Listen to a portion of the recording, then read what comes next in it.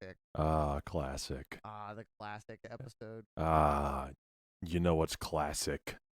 Keeping the metronome on, Yep. like we do sometimes on this show. You know, my Check. my bandmate in as of right now, secret band that definitely exists.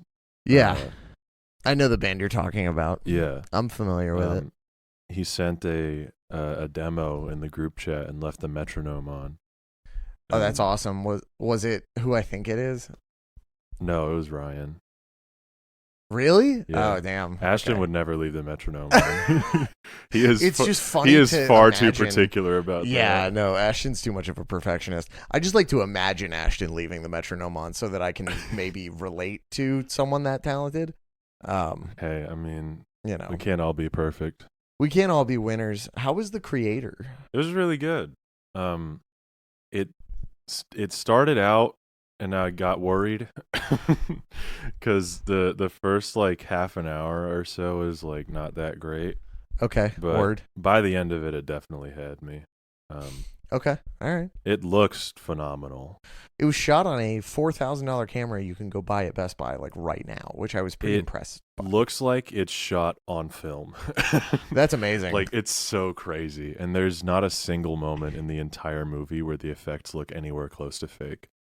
Before we talk more about movies and how good they are and how much I want to make them, I feel like you and I have locked into such a rhythm in this podcast that like maybe we don't talk enough like outside of life because we're saving it for the pod all the time. Well, for me, I don't talk to people. That's ever. true. Yeah, you don't really talk to people in general. I don't talk to like I'll talk to Jack occasionally. Like if we're gaming, I'll talk to him. Sure. Yeah. Are you a big headset microphone type of guy or definitely? No? Yeah. Okay. Word. Using it a lot while the game's going on or no? Yeah. Okay. Yeah. Word. Well, no, not a headset. I thought you meant like headset space microphone. Like the two things are different. I don't have a microphone on my headset. I have a separate microphone. No. Yeah, that part I understood. Okay. I more meant, are you somebody who talks throughout the game? Yeah. Okay. Yeah. Word. Because usually lately we've just been playing a lot of TF2. Word. So I mean, yeah, I don't talk to people outside of gaming or this seeing podcast. Them in person. Yeah. Exactly. Yeah. No, for sure. I haven't followed you back on Letterboxd yet. It's a big point of contention in our friendship. Yeah, I don't know if I'm going to. I think it might be funnier if I never do. This is it. This is the most unbelievable happening in my entire life. No, I'll do it right now. I'll do it right now. I can't believe that Carson Pace won't follow me back on Letterboxd. Speaking of, I have a funny bit for the intro. Do you want to hear it? Oh, yeah. What's your intro? Welcome back to the special late night version of This Ain't a Scene, It's a Podcast. Yeah, I'm one of your hosts, Dawson. I have he, him pronouns. And I have a smooth devil across the table from me. All right. I'll take it. Well, Mr. Peanut Reject. My name's Carson. Welcome to the late night edition. I don't have a drink to sip. I don't either. Oh, delicious.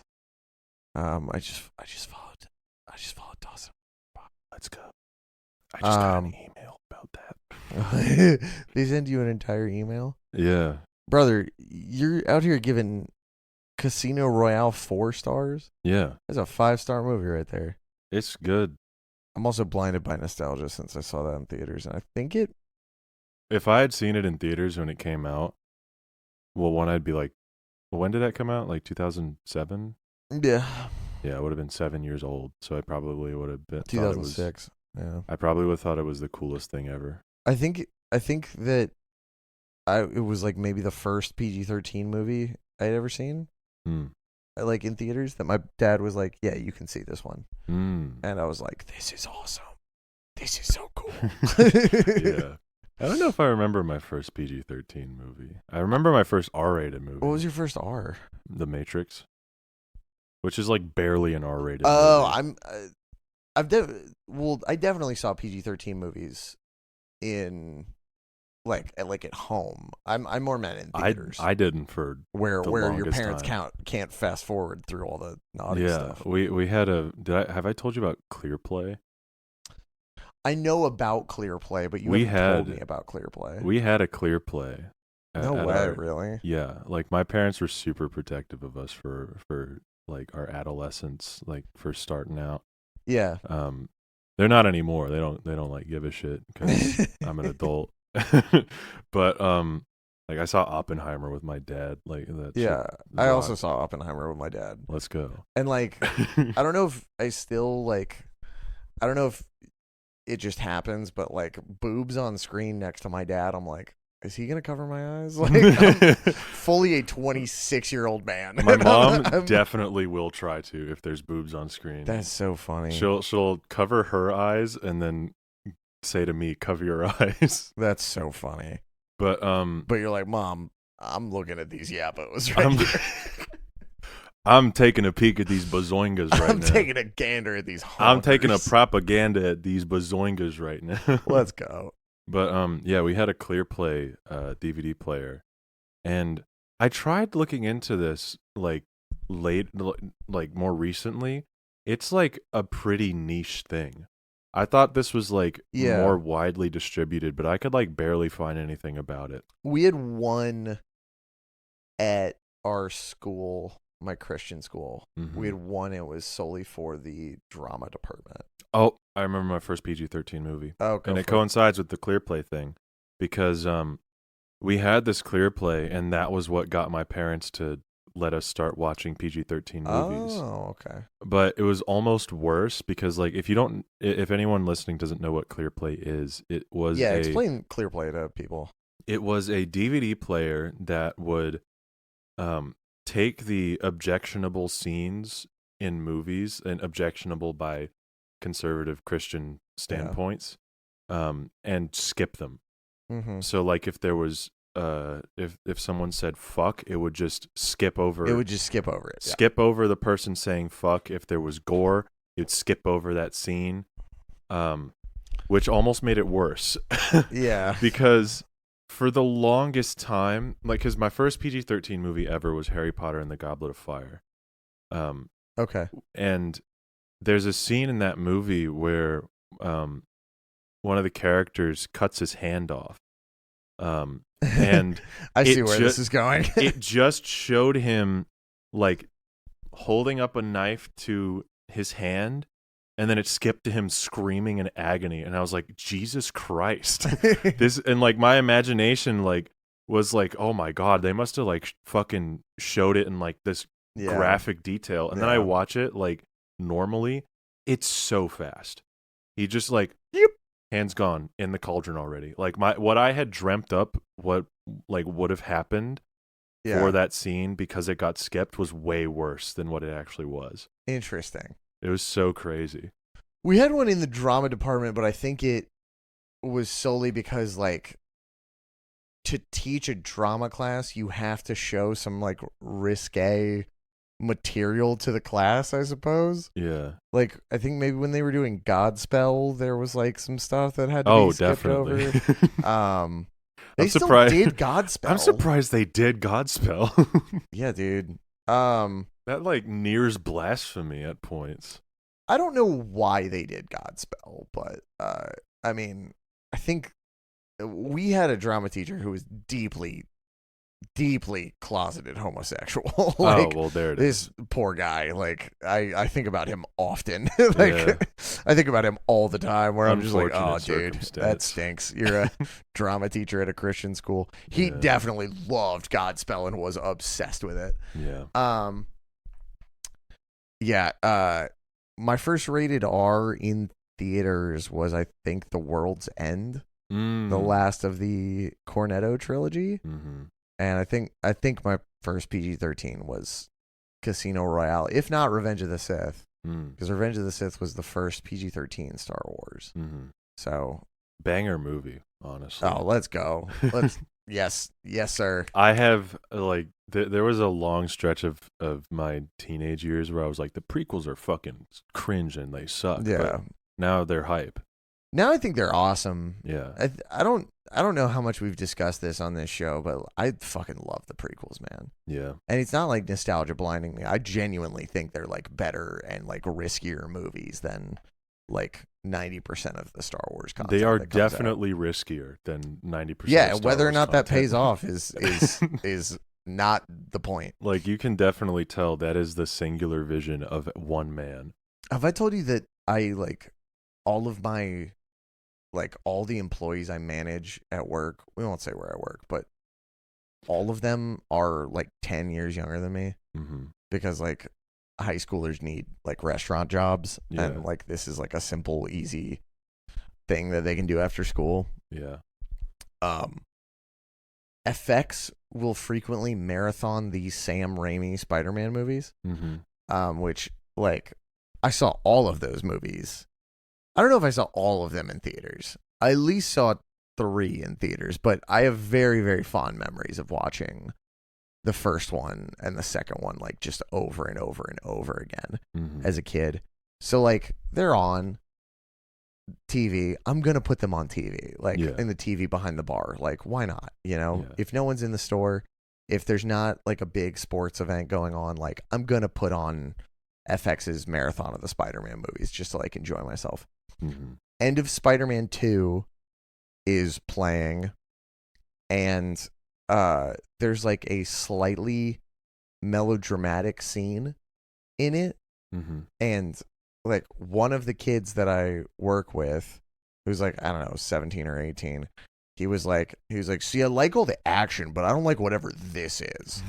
And it was like just kind of melodramatic, and I was like, it's risky and it's fun and it's campy and it's Sam Raimi. You don't understand. Like, I felt like I don't fucking get it. Old man. I was very upset. I was very upset that they were calling the Sam Raimi Spider-Man movies corny and melodramatic. Yeah, I think like because I mean there was definitely a period. I never got to that point with the Spider-Man movies just because like all 3 of those movies were childhood favorites of mine.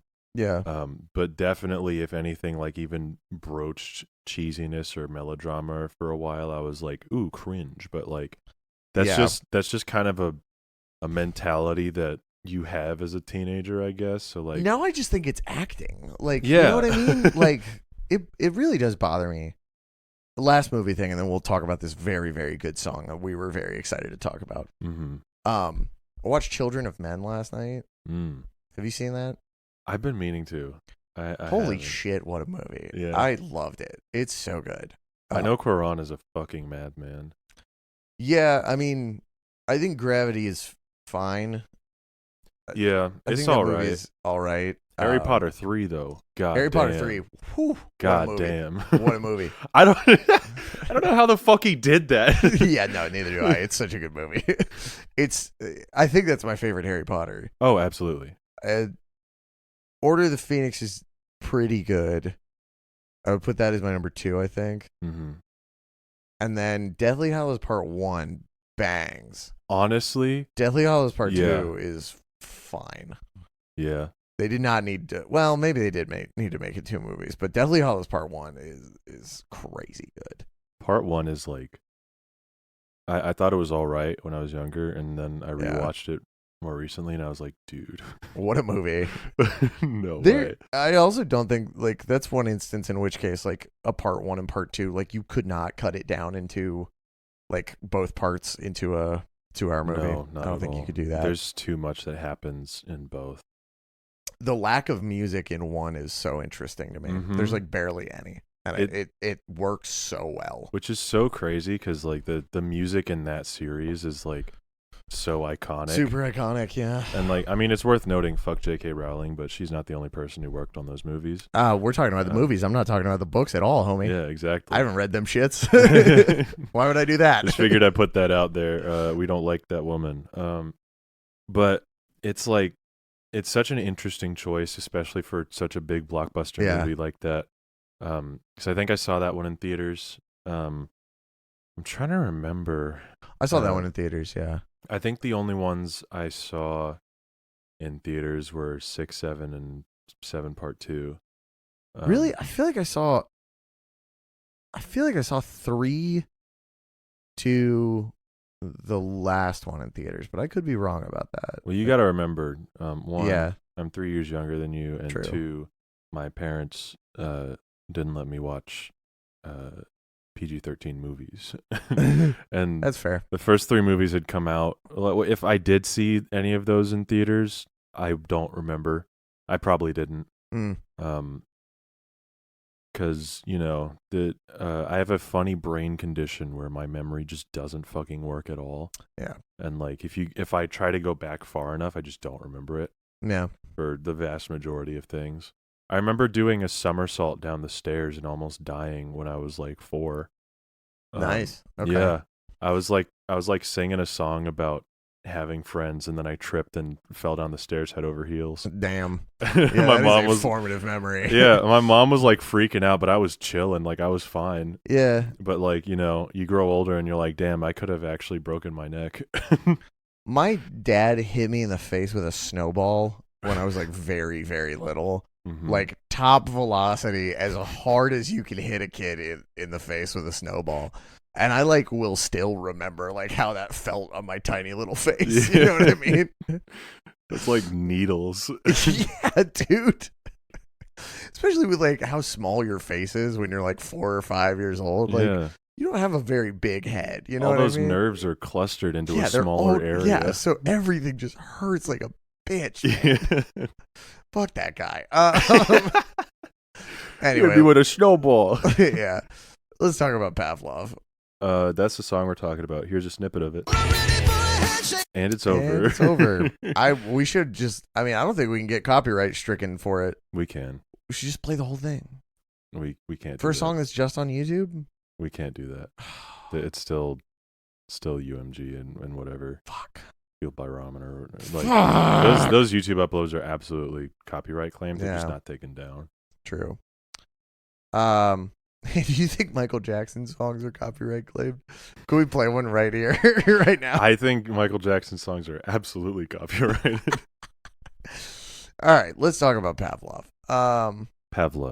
Pavlov, excuse me, yes, because of the pun that this song is. Yes. Off rip, banger. Holy shit. Off rip. We are so fucking back. We are so fucking back. For those who don't know, this is a B-side from the best album ever made, Folie à Deux. Yes. It's not on the album for reasons I think I know why, and it's... Oh, you think you know why? Yeah. Okay. Not like the reason... I don't have like a confirmed reason like from the band, like I didn't read an interview or anything, just from what I got from the song. But it is... I think it was exclusive to a CD in Japan or something like that. It was a Japanese exclusive. Mm-hmm. Which bands do sometimes. Carly Rae Jepsen did that for Emotion, and the songs that were on the Japanese exclusive were not available in America until last year. Holy shit. Mm-hmm. Wow. And they're good-ass songs, too. So a lot of times, like getting your music distributed in Japan requires you to be signed to a Japanese label, and sometimes you can sweeten the pot and get like better placement in Japanese CD stores if you have like extra songs. Which is why we don't have a good distro deal for Celebrity Therapist in Japan, but yeah. Are there B-sides for Celebrity Therapist? No, not at all. Nice. No, we recorded 8 songs and 8 songs went on the record. Hell yeah. If there were B-sides, I feel like it'd be very interesting. A lot of people are thinking the new songs that we're releasing are B-sides from it. And I'm like, no, these are very different. These are very clearly very different. Yeah. So I feel like people just see an EP released like within a year of an album coming out and think, oh, it's B-sides. Yeah, no, I'm like perfectly good to assume that. Yeah. But you also got to remember that we are both not rich and not in rich bands. So we got to go into the studio with a concrete plan. With a concrete broke mindset. We can't go in like Fall Out Boy and just record a fucking heater and then 30 be like, songs. Yeah, let's leave that one off for the funniness of it all. Yeah. This one's crazy. Yeah. Honestly. If there's a Fall Out Boy song, an unreleased Fall Out Boy song better than this, would love to hear it. Mm-hmm. Granted, I'm sure there's some So Much for Stardust demos, B-sides, etc. that we don't know about that haven't come out yet, but there's not one better than Pavlove at all. I understand it's non-inclusion or it's disclusion. Is that exclusion? Exclusion. I'm so stupid. From the record. And I get it. Mm-hmm. I would have just really liked to have this on streaming and on CD when this record came out, because if I had known about this song when this album came out, I feel like my life looks very different. Like, you know, well, if you're in Japan, I have millions of dollars, you know. yeah, that kind of thing. Yeah, if I lived in Japan at the time, I would have gotten it, but unfortunately not. If you lived in Japan by now, you'd have millions of dollars. That's right. Yeah. I've been thinking about what would happen if I won the lottery a lot lately. Really? Yeah. Which I feel like is not a healthy mindset. Well, first of all, we'd buy Fall Out Boy tickets. Yeah. Frame one. I'd buy Fallout. Frame one. I buy Fall Out Boy tickets and an original pressing of Ex-Military. Okay. And a rocket launcher. Nice. A javelin rocket. Yeah. What? This is such a stupid thing to say. For some reason, I feel like I've fired a javelin rocket before in my life. No, you haven't. You absolutely have not. You haven't. What if I have and I just forgot about it? If you fired a javelin rocket, you would have written that into a song by now. That's true, yeah. And been like, and in interviews, it would have been like, well, fun fact, a lot of people think that lyric is a funny bit, like, when in actuality, or like an abstract thing. No, but I did that though. And that'd be in every interview. That's a good point. But maybe I did. I don't think you did. That'd be kind of crazy of a thing to just forget. It's like, oh, damn. Forgot about that time that I fired a javelin rocket. No, I feel like I have. Okay. I mean, if Pavlov had been released in America in 2009, I would have fired a javelin rocket by now. Absolutely. You know what I mean? Yeah. Yeah, off rip, like, what's your read on this one? Like, because if in my fantasy world, if this made the album, I'm not certain that this wouldn't be my favorite song on the record. I wouldn't go that far for me personally, just because, like, I think it's in Foley's track list, it's hard to imagine a song that is under a 9 out of 10, and like a strong 9 at that, which, you know, fucking, spoilers for all my rankings. Shut the fuck up, dude. Disloyal Order of Water Buffaloes is on here. You really think I'm not giving that shit a 10? Yeah. But if this song was on the record, I would definitely, one, I'd be more familiar with it. Yeah, for sure. And two, I don't know where this would rank in my like track ranking. Yeah. But I also don't have a track ranking. Yeah, neither do I. Not for this album. Because my favorite song on this record shifts like every, I don't know, week or so. Yeah. So, I mean, you know, but let's do a little stunt casting, because I don't have another stunt ordering, maybe. Stunt ordering. Let's do a little stunt ordering on this, John. Do we want to do that now, or when we have done all of the tracks from this album? No. I mean, like, not ranking the songs, but like, Oh, like where Yeah. Pavlov would fit on the track list. Like it's maybe a little too similar to America's Sweethearts to fit on there. To fit right there. Mm-hmm. There's one song in particular. I think it's very similar to in like one part. Which part? Oh, Whams. No, I think Ship Gold Standard, because both of the choruses have a bit where they go where Patrick repeats the word "get" a few times. True. Which I think might be the biggest reason they left it off the record. Oh wow, I didn't even think about that. Yeah. Well, let's take that out of the equation for a second. Let's pretend that pretend doesn't that this is going on the record. Where would it go? After What a Catch, maybe. I don't know, cause like the sync. First of all, the sequencing on this record is very, very good, and it's like very intentional, I guess, like, or at least it feels intentional. If they weren't thinking about it too hard, which it's hard for me to think that they weren't. Yeah. But well, where would you put it? Well, I'm trying to rationalize that. My immediate thought is after What a Catch. You get this big stormin' ballad. I don't know what's stormin' about it, but this big ballad that like is effectively like an announcement that they're ending the band. Mm-hmm.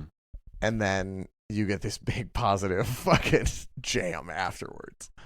I kind of think the opposite. I think 27 going right after What a Catch works because it's like it's a more aggressive song. Yeah. Right after this big we're ending, we're gonna fucking die or whatever, like, and then it's aggressive, like I think that just makes sense.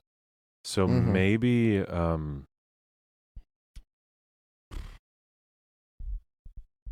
after Tiffany Blues. Interesting. I mean, the back half of this album is a bummer. What do you think about instead of Tiffany Blues? No. Okay. I don't like it either. I love Tiffany Blues. I think that's a perfect song, but and also underrated as hell. So yeah, have we talked about that one? Have we done that on the show yet? Yeah. I don't remember. I feel like we have. I feel like we talked about the Crybaby line in particular. I'm checking right now.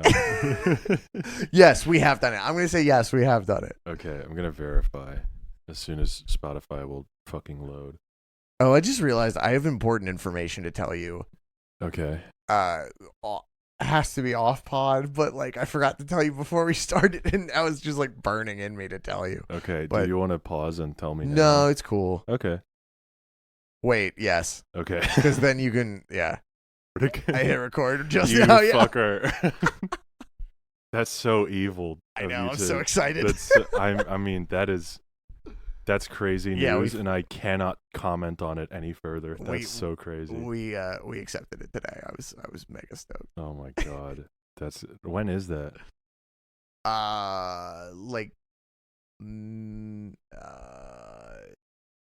After our January, February thing.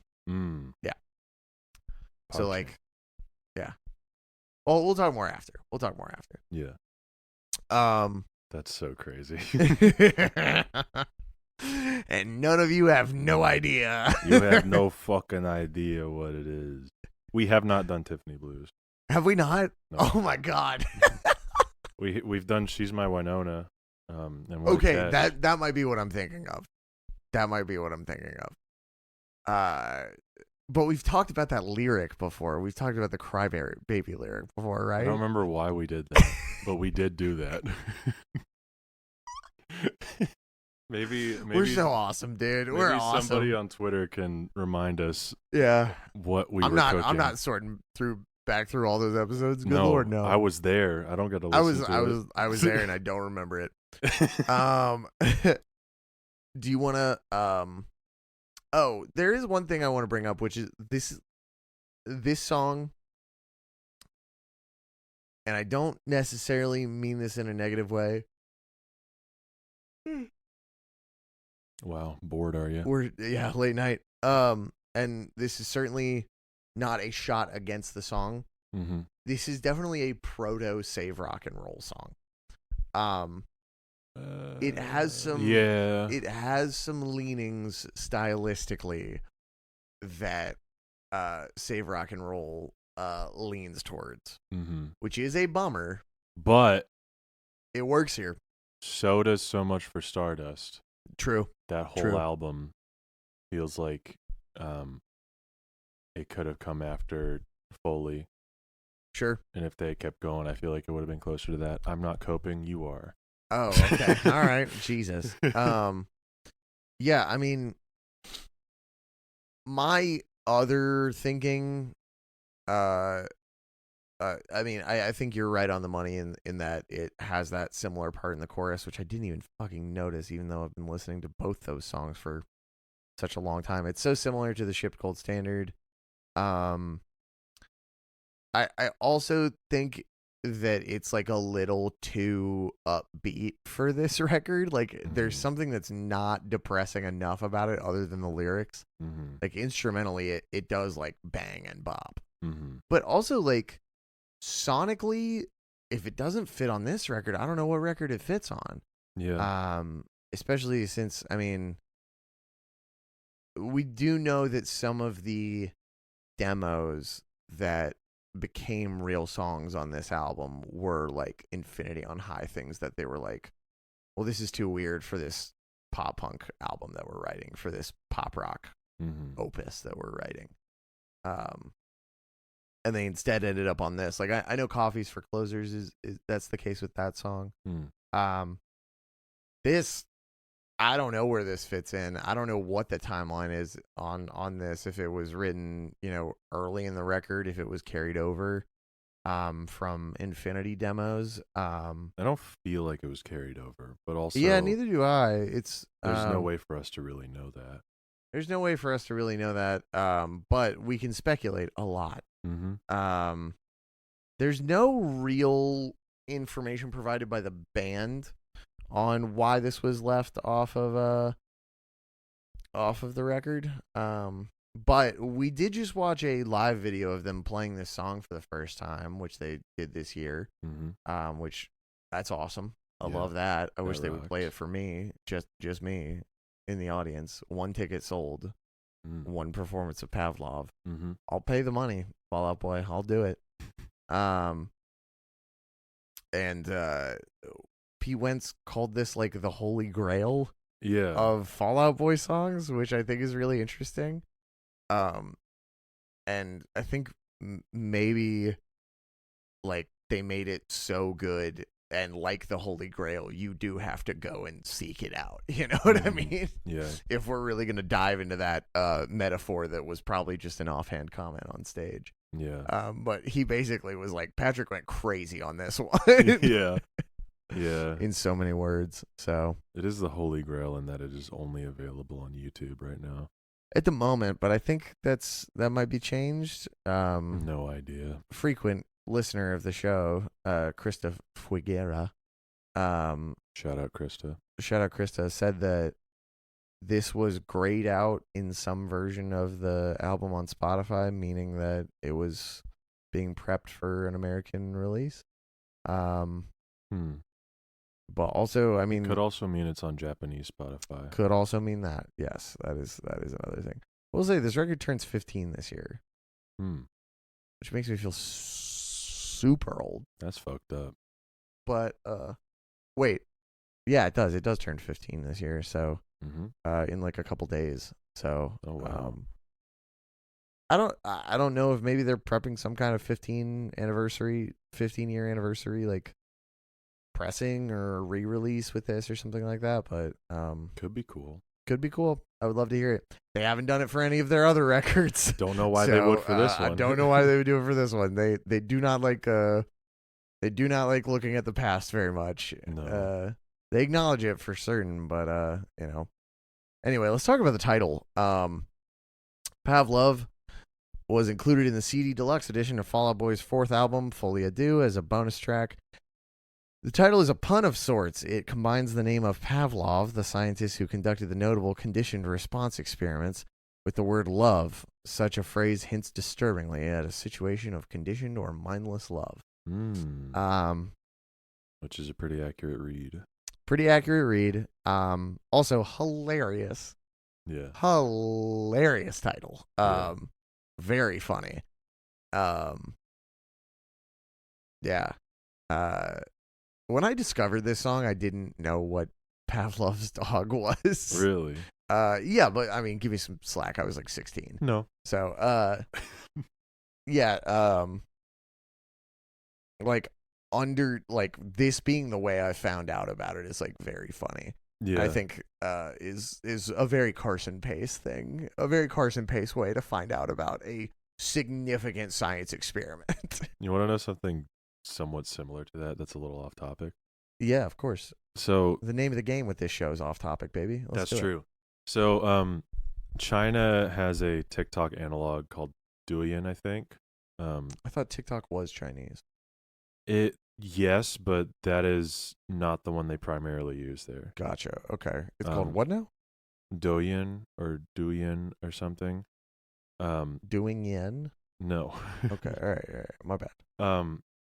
But the current biggest it's hard to describe the kind of things that they do on that platform over there, because they are like years ahead of us in terms of online streaming. Okay. Like they have entire streams and like all of that set up to like for online shopping. Okay. So like a person will go live and basically advertise products directly to their viewers, and the viewers can buy it through the stream. Like QVC? Yeah, kind of like that's crazy. Kind of like QVC, except like young people are into it. Okay. I mean, I rock with that. Yeah. But I bring this up everything's cyclical. Who gives a shit about anything? All circles presuppose their end. Yeah. Exactly. Yeah. Whatever. History repeats itself. Yeah. And whatever. But the largest creator or salesman, I guess, on that platform, known as the Lipstick King, he had a controversy a few years ago. Okay. Where one of his assistants held up an ice cream sandwich that looked like a tank. And you know intentionally? Unintentionally. This was a complete accident. Unintentionally, the ice cream sandwich looked like a tank. It was, I don't know what it was meant to be, but okay. Regardless, it was not supposed to like be a comment on anything. Tank-shaped ice cream sandwich is hilarious. And if you know anything about Chinese censorship laws, Tiananmen Square is not something that you can acknowledge. Yeah. So that got shown, and the live stream immediately ended. And the Lipstick King disappeared for 3 months. Holy shit. He was off the grid for 3 entire months. Holy hell. He's like, he came back. He's like, he didn't like get killed or anything, but like, because of that, because he disappeared for 3 whole months, his fans started finding out what Tiananmen Square was. Because oh my god. They previously did not know, because it wasn't taught in schools or anything. And they wanted to know why their favorite creator wasn't online anymore. So they started finding out about Tiananmen Square.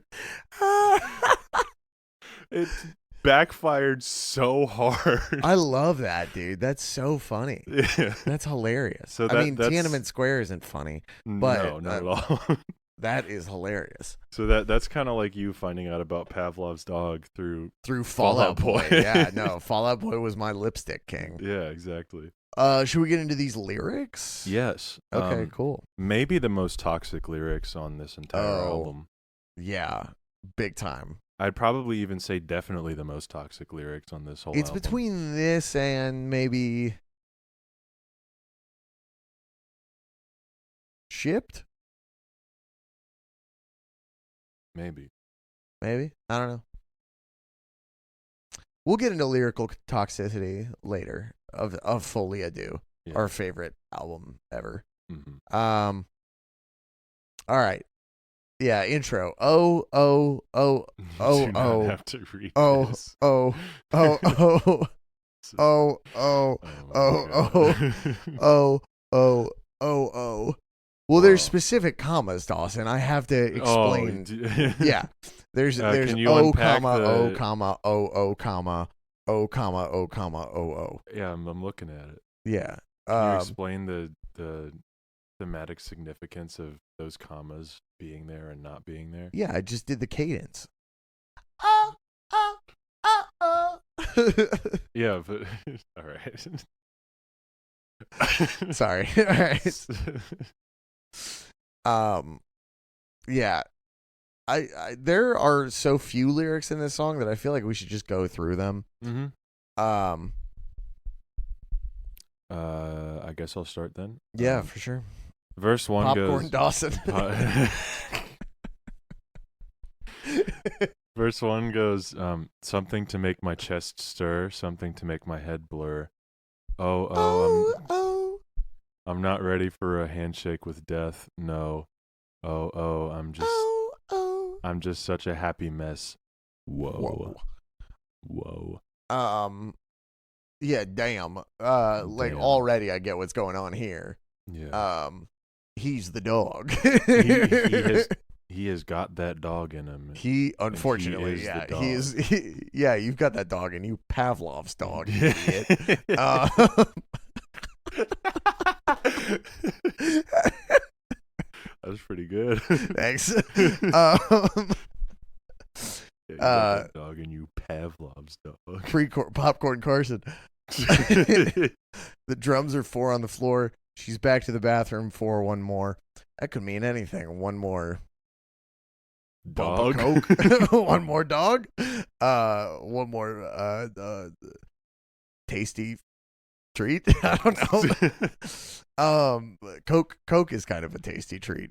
Yeah. Not for dogs though. Not for dogs. Very important. Don't give your dog cocaine. I think the late night episode made me a little loopy, Dawson. I think I'm going a little stir crazy. Don't give your dog cocaine. If you do, I will beat the fuck out of you. Yeah. Also, don't bring your dog to a show. Yeah, don't do that. I'll kill you. Dog's hearing is too good for that. Yeah. At least put big comical earmuffs on them. Don't bring your dog at all. Your dog doesn't want to be there. Don't do that. Your dog doesn't like music. If you really your dog have to. likes a singular pitch. If it's an emotional support dog, put big old earmuffs on them. If you need an emotional support animal to go to a concert, you don't get to go to concerts. All right. No. Hard stance. Chorus, Popcorn Dawson. I'm the invisible man who can't stop staring at the mirror. Banger. Let's see what I fucking hate Genius, dude. I wonder what Genius has to say about that. So, it looks like there's one highlight over this whole line of I'm the invisible man who can't stop staring at the mirror. Mm-hmm. It's 2 annotations. One of them is just I'm the invisible man, and the other one is who can't stop staring at the mirror. So I guess we got a lot of material here, Dawson. These lyrics in question may reference a number of things related to the novel The Invisible Man by H.G. Wells, which was written in 1897. The novel spawned a better-known horror adaptation of the same name in 1933. On the musical side of things, the rock band Queen and punk band Generation X both have songs that are also titled The Invisible Man. Fall Out Boy is known to be fans of Queen, covering We Are the Champions in 2014. No comments on this one, unfortunately. Off rip, I thought Generation X was referencing X Ambassadors, and I was like, damn, what a dog shit band to bring up in this annotation. X Ambassadors? Yeah, the singer's blind, right? I don't know. I just know that their songs are terrible. Hey Siri, is the guy from X Ambassadors blind? U.S. Airways passengers rally around blind man booted off flight.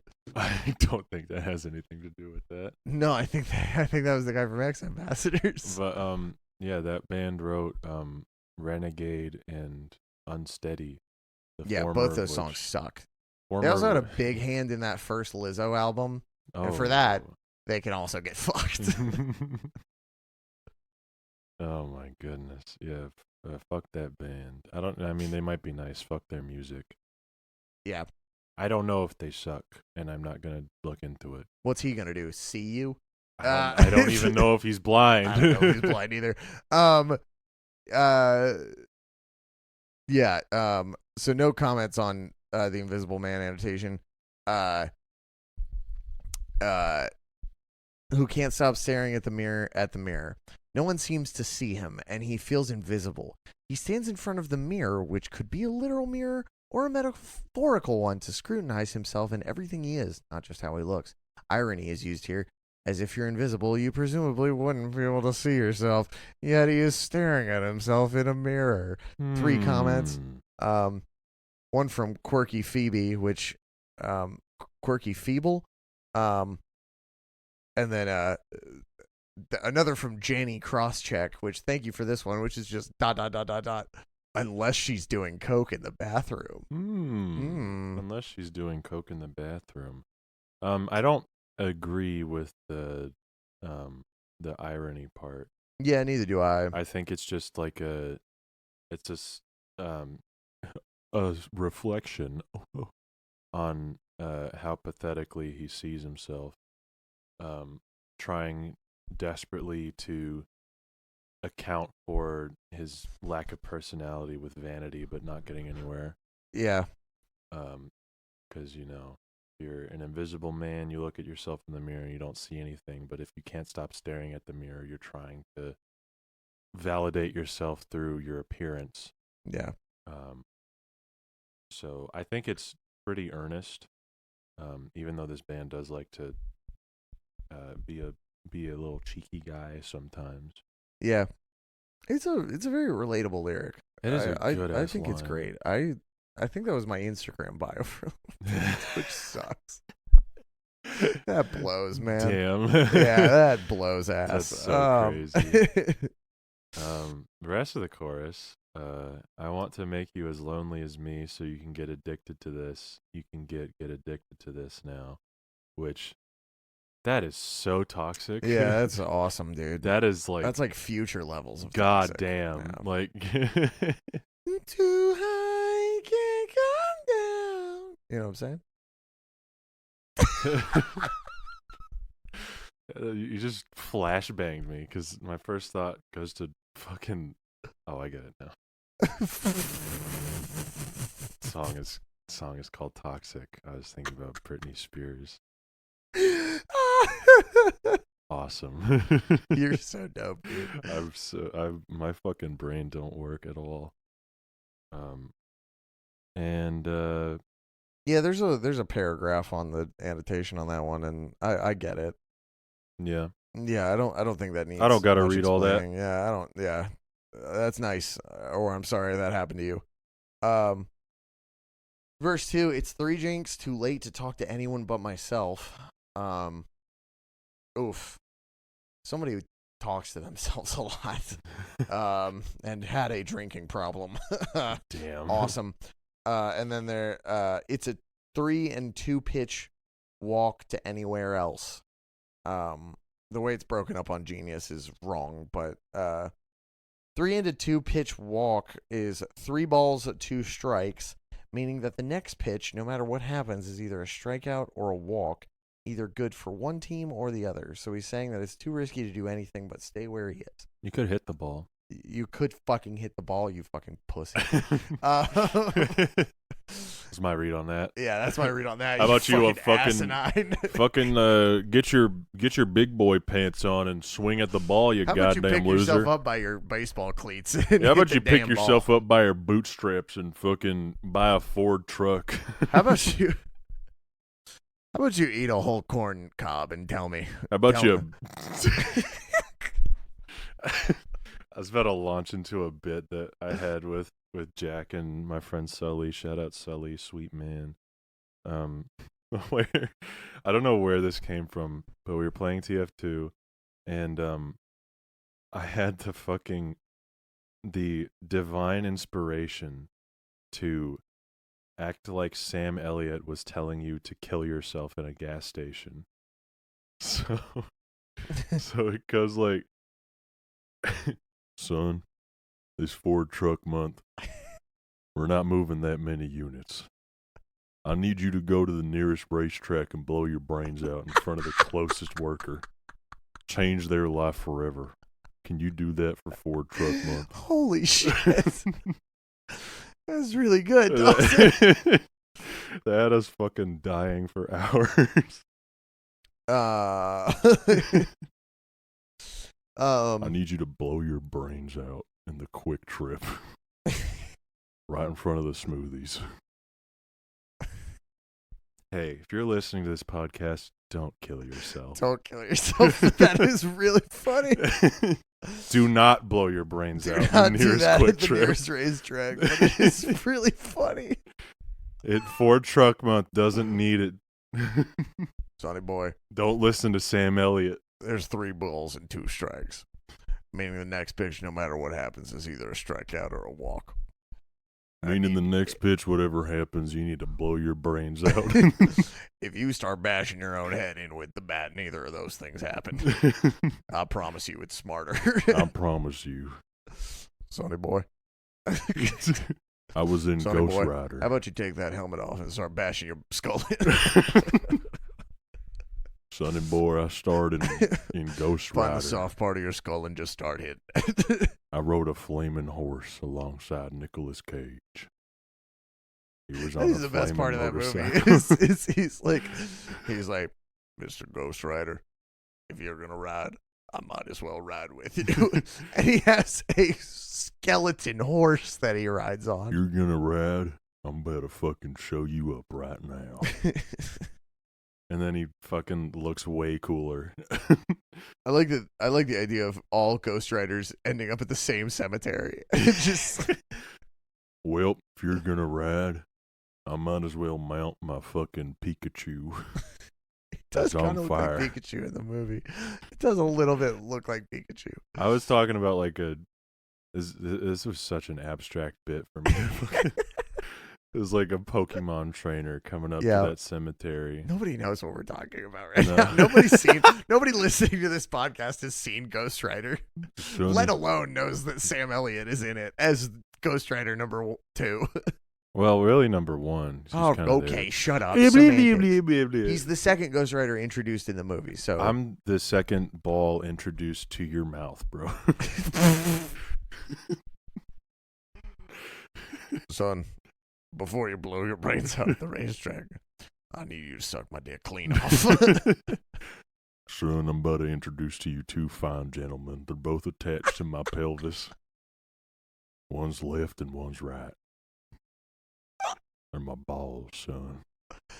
Those are my testicles. Those are my testicles. You may feel the third one, but don't worry. I'm getting that checked out tomorrow night. They're both the night doctor. They're both on fire. They're both on fire. That'd be awesome if he tried to do the Ghost Rider thing and only his balls lit on fire. They have a tiny little leather jacket wrapped around his penis. He's in a bar fight and he's like, "You better not make Check me this mad. out." You best not make me mad. You don't want to know what happens when I'm mad." And of course, because they're like meathead drunk guys at a bar, they're like, "Oh, fucking, I'll kill you, old man." And then he's like, "You asked for it." And fucking his balls light on fire. Pulls out his Ghost Rider balls. Pulls out his ghostly balls. That's an awesome thing to call an old guy. What? Ghostly balls. Ghostly balls. Have you seen the movie Roadhouse? Yeah, fuck yeah, I've seen Roadhouse. Hell yeah. Good movie. Yeah, Sam Elliott's in that movie. Sam Elliott is in that movie. What a fucking banger movie. Some ghostly bald motherfucker hit me with his car 2 days ago? What the fuck? Yeah. I got hit by a car. This. Yeah, I mean, nothing like bad happened. Yeah. Like you'd think being a 60-year-old man, like possibly older than that. I don't know how old this guy was. He looked older than 60. Mm-hmm. You'd think being that old, like you look both ways before you cross the street and maybe check if there's like a walk signal that's on. in the intersection that you're going past, riding my bike, I like am halfway through this intersection. It's not very long. This dude's just not looking. I guess maybe the motion of my bike made him think, oh, green light or something like that. He accelerated forward. Changed. I gotta he's go. like, something's changed. I have to hit my gas pedal. He moved forward and hit my back wheel as such that only hit my back wheel, by the way, with his, I guess, front left part of his vehicle. And, you know, it was at like 5 miles per hour, but like it's enough to knock me off my balance. Yeah. So I guess I got hit by part of a car. I don't know. But it was enough to knock the chain off the gears of my bike. Damn. And so I tried to pedal out of it, let alone deal with the shock of just being hit by a car. Yeah. Lightly. I acknowledge that very lightly, but like, you know, I saw it move forward, you know, all that stuff. I guess I didn't because it was behind me. But like I try and pedal out of it. I can't because my chain is off the gears. And this guy just like is like sitting there shocked, hits the acceleration because it's a green light. And he's like looking back at me and he's like, I'm sorry. And like I'm like freaking out, like, because like I don't know what just happened. And I like threw my bike to the side and just like gave him the middle finger. He's like, I'm so sorry. Damn. But like I've never been so ready to kill a 16-year-old man in my life. What would you do if I would call him Ghostly Balls. That was the point of the story. What would you like, do? Listen, Ghost Balls. Listen, Ghost Balls. Yeah. What would you do if he turned around and he got out of his car and it was Sam Elliott and he said, "Son, I have a mission for you. Finish the job. Do you know where the nearest racetrack is?" I'd suck him clean off. That's what I did. Anyway, the Reddit loves this song. They have nothing bad to say about this song at all. And for once, I agree with them. Yeah, they love it. I have like nothing of note. There's no like. It's mostly posts of just like, why isn't this on the album? Just like, I don't understand. When is this going to be on streaming? It's just a bunch of people who don't understand record label stuff, which is fine. Most people don't. But a lot of people in the music industry don't know that either. That's right. Not exempting myself from that. I've never even talked to a label before. You're talking to one right now, baby. Oh. Yeah, I mean, I feel pretty confident that we can rate this, John. But I have a pretty controversial rating. Well, let's keep the viewers in suspense because I have some things to say. Oh yeah, go for it, buddy. We just talked about Sam Elliott encouraging suicide for like 25 minutes. Oh no! I wonder if we'll get a suicide warning on this episode, or like I don't know how those are enforced. I don't know. I'm sure it'll be fine. Hey, just to reinforce, don't kill yourself. If you're thinking about it, don't do that. Talk to somebody. Sam Elliott is not real. He can't tell you to kill yourself. What else did you have to say? Yeah. I think it's such an interesting topic for them to write about because it's like usually what does that sound? It's just the water in my house, Dawson. It's just the pipes. I thought it was like it sounded like a fucking avant-garde drum beat for a second. It is. I programmed my pipes to do that. I was like, what the fuck? I've routed the pipes to do sort of a Blue Man Group situation. I just saw Death Grips last night, and Zach Hill improv'd over the whole set the entire time, which was like... You saw Death Grips last night? Yeah. Where did Death Grips play? Tabernacle. That's awesome. Was Nick Reinhardt playing guitar? Mm-hmm. Oh. Yeah. So cool. Andy's not on tour with them. Really? Yeah. As far as we know, he's still in the band. He might be doing meth. Oh, boy. But they had a keyboard player, though, right? Yeah, Andy also... Nick also did that. No way. Nick did both? Yeah. Well, like, Nick would, like, play samples sometimes. He was mostly on the guitar. Like, he did some fucking shit that I would have never thought of. Like, you know, the high like arpeggio and Get Got. Yeah. He tapped that on the guitar. Oh, I bet he did. Yeah. And it was so He's cool. He's like in the band now, as far as basically. Yeah. Like, I mean, that's so cool. What a good pick. Yeah. That's awesome. And they played unreleased music as the house music.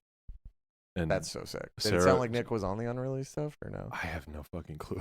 All right, I'm just wondering. But it's it makes me happy to see Nick Reinhardt get a win. That's all. Absolutely. Like, and he was fucking rocking out. I hope they drop that music and don't make us wait like fucking 5 years like they did for Gmail. But Sarah Bonito was on one of the songs. Really? Yeah. Did she sound cool? Oh yeah. It fucking owned. I'm so excited. I have a short little video of it I'll show you after recording. Okay. But yeah. I'm so excited. Why did I bring that up? Death Grips, Zach Hill, industrial drum beat. Yeah. The pipes in your house sounded like an industrial drum beat. Something to say. It's an interesting topic for them to write about. Yes, absolutely. Interesting topic because normally the like toxic love songs are like not this like cloying and desperate. Like it's usually from the other end of like fuck this person kinda. Yeah. And like I hate myself and fuck this person. But this is like I hate myself and I'm trying to make this person as toxic as I am, which is like also an interesting thing for anyone to write about because that's a very hard sell. Yeah. It's like it's very easy to write about that and sound completely insufferable and like, oh, go fuck yourself. Like you listen to that and it's like it's the same might be controversial. It's the same feeling I got. Like I feel like if this song was unsuccessful and like and like listening to this song was like listening to a guy that you hate bitch about something that you don't care about, which, you know, if this was something that somebody was like actually saying to you, it would be like that. Yeah. But sure. If this song was unsuccessful and like I didn't like it or whatever, this would be like me listening to Is a Real Boy by Say Anything, because I think that album is really obnoxious. Oof. I don't like the guy behind Say Anything. I don't like him. Many people do not. And it came through very hard on that record. Not as hard as on In Defense of the Genre. I haven't listened to that. Portrait of an Ugly Man by Remo Drive. I think that album sucks, and the singer comes off as a huge dickhead on that record, and it is not fun to listen to. The tragedy of Remo Drive is maybe something I'll make a goddamn YouTube video about because it is so funny. But yeah, I am impressed that Fall Out Boy of all people pulled this subject matter off, because like they are assholes in their songs. Yeah. Like, and this is like kind of pushing it. Yeah, for sure. Just the line, I want to make you as lonely as me so you can get addicted to this. Like, that is it's honest. It's very honest. Sure, it's honest. Yeah. But like that's male manipulator mode, you know? Bold. That is a bold as fuck line to write. I don't think it's necessarily like a braggadocious way of saying Absolutely not. I think it's more of an admittance of guilt. Yeah, which is why I think it works. Yeah, definitely. Because this if this song was like, it's by no means I'm worried about how this album will sell because I think it will determine the amount of sex that I will have in the future. Yeah, and it's not like Pete Wentz's Future. Like when Future is like being a womanizer, it's still hype for some reason. Yeah, I can't distill why. The science has not figured out why Future can be a misogynist and it still work. Yeah, but it does. He named an album Her Loss, which was really funny. That was Drake. No, yes it was. I'm thinking of I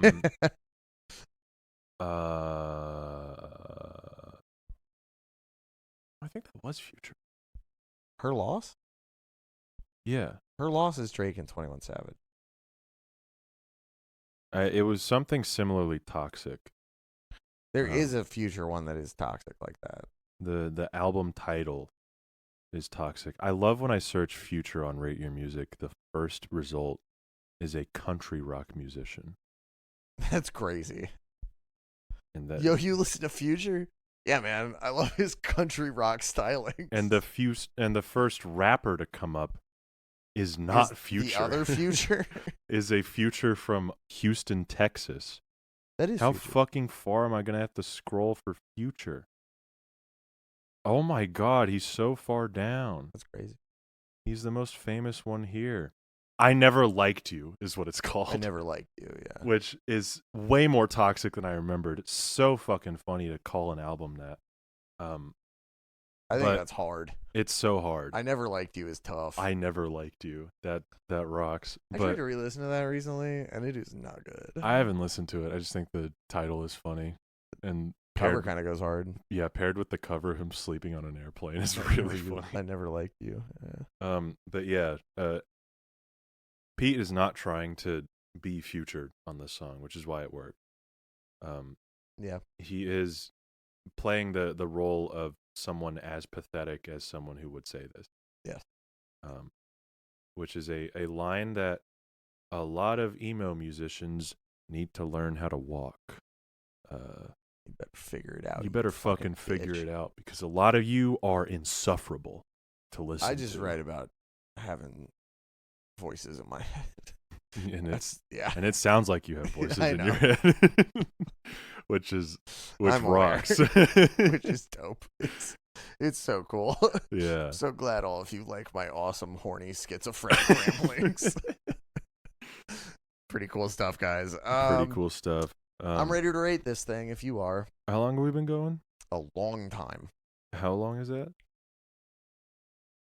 An hour and 6 minutes. Let's fucking go. Yeah. It's a long go. It's a long go. Yeah. Why do I feel like we haven't talked about this song that much on the episode? We've talked about it a lot. Have we? We read all of the lyrics. Yeah, there's not that many lyrics. I know. Most of them repeat. I mean, that's the thing, is that I don't have much to say other than song good. And you and I both know, people don't listen for the song. Some people do, but most people listen to hear our fun little japes and jabs. Our fun little japes and our fun little jammering. Yeah. Talk about Jammerings is a word. Mr. Lipstick? The Lipstick King. The Lipstick King, yes. Sort of a true detective-esque figure. There's the Yellow King and the Lipstick King. And me, I'm the Ripstick King, baby. Let's fucking go. Some people call me a Columbo type figure. The way I'm like one more thing on this podcast. The way I'm like one more thing. Yeah. I guess we can. She called me Columbo the way I have one more thing. Oh, and one more thing. My wife told me that I don't have a bit. Let's rate this goddamn song. My wife told me that Pavlove is a good song. I thought you had one more thing. I didn't. Okay. You say your rating. 8. 10. Okay. Perfect 10. It's a perfect 10. There's nothing wrong with this song. It's perfect. I could listen to it every day for the rest of my life. It might go up to a 9 with more listens. I'm just not as familiar with it. Yeah. Just simply for the fact that it's not on streaming and it's not on the vinyl. Yeah. But it is really, really, really good. Definitely a strong 8. With potential for a raise, you know. Yeah. If it gets on streaming, I know you'll be like, "Let's go." Yeah, absolutely. So, if it gets on streaming, I'll be so fucking hyped.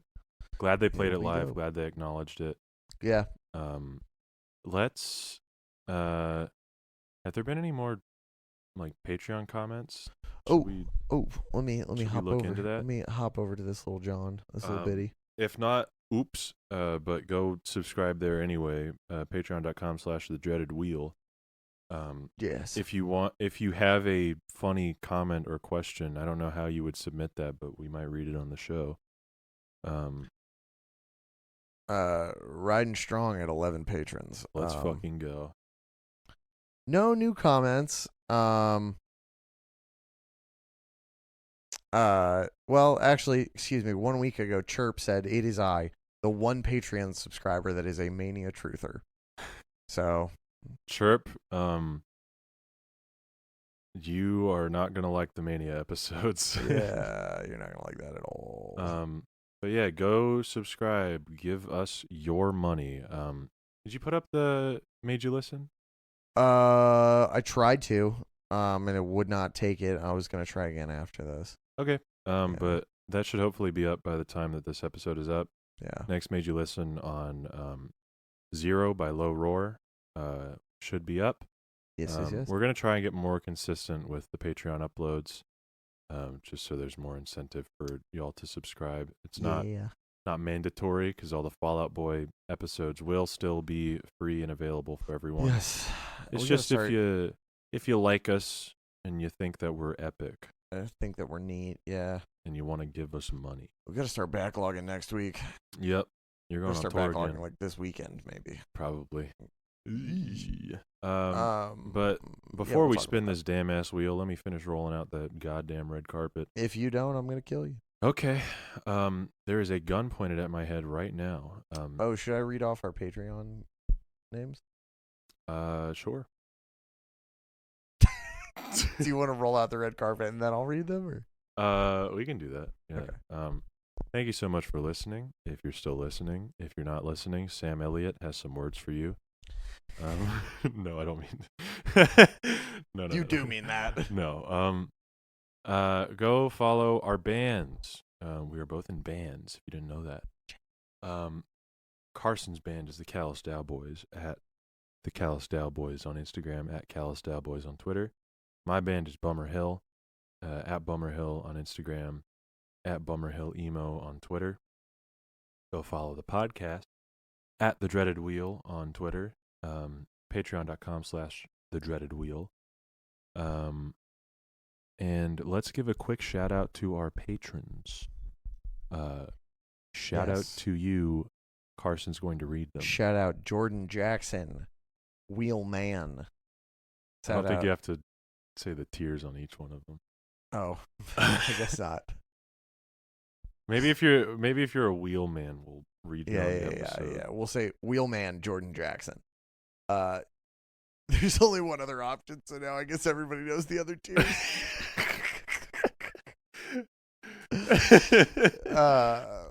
Username G02 or Nicholas McGraw, Chirp,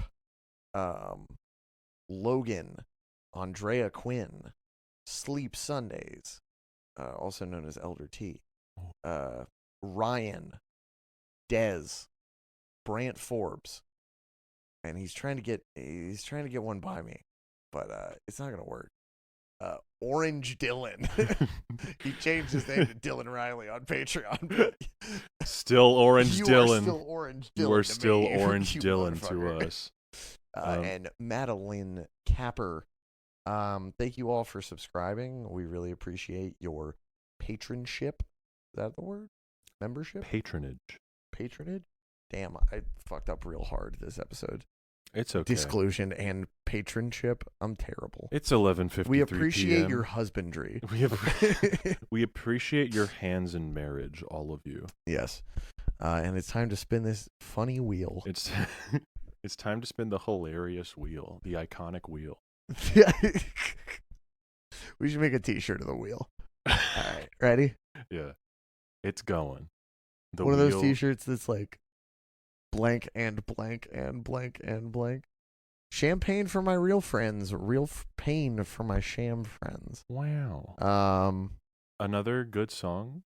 Yeah. From under the cork tree. From under the cork tree. From under the cork tree. It's a song from under the cork tree. From under the cork tree. Thank you so much. Bye. Bye.